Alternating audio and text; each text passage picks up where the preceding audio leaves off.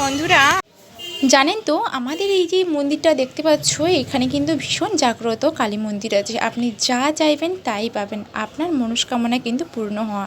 তাছাড়াও এখানে রাধা মাধব আছে, ছোট্ট গোপীনাথ আছে, তাছাড়া আরও আছে বড় দেবতার পুজো। আজ শনিবার, ওর জন্য বড় দেবতার পুজো হচ্ছে। আমরা কিন্তু প্রসাদও খেতে যাই। প্রসাদ খেতে কার না ভালো লাগে বলো তো, শিরুনি প্রসাদ। আর এদিকে দেখো আমি একটা তুলসী মহারানীকে লাগিয়েছিলাম।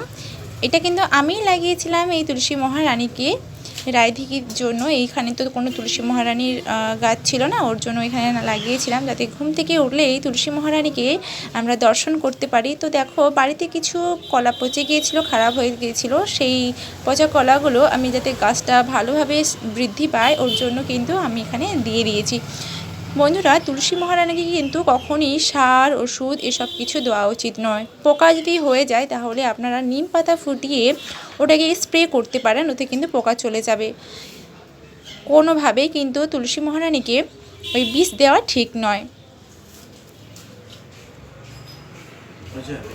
কোনো কাজ ছিল না, বসে বসে ভাবলাম যে সময় কেন নষ্ট করব। সকাল থেকে এমনিতেও আমার এক মালাও জব করা হয়নি, রান্নাবান্না কমপ্লিট হয়ে গেছে। এবারে ভাবছি যে কয়েক মালা আমি জব করে নিই। প্রতিদিন কিন্তু আমি 4 মালা হলেও জব করি, কারণ সংসারের কাজের জন্য আমার পক্ষে করা সম্ভব হয়ে ওঠে না। চেষ্টা করি, কখনো কখনো 16 মালা জব হয়ে যায়, এই আর কি। তো তোমাদের সাথে কিছু কথা আছে। শুভেচ্ছা ও অভিনন্দন জানিয়ে আজ থেকে আমি আমার নতুন একটা ব্লগ শুরু করতে যাচ্ছি। আমি কিন্তু ইউটিউব চ্যানেলে একেবারেই নতুন সদস্য হতে চলে এসেছি। আর একটা কথা যে তোমরা কিন্তু অবশ্যই আমার পাশে থেকো, আর আমিও আপনাদের পাশে থাকবো, কথা দিলাম।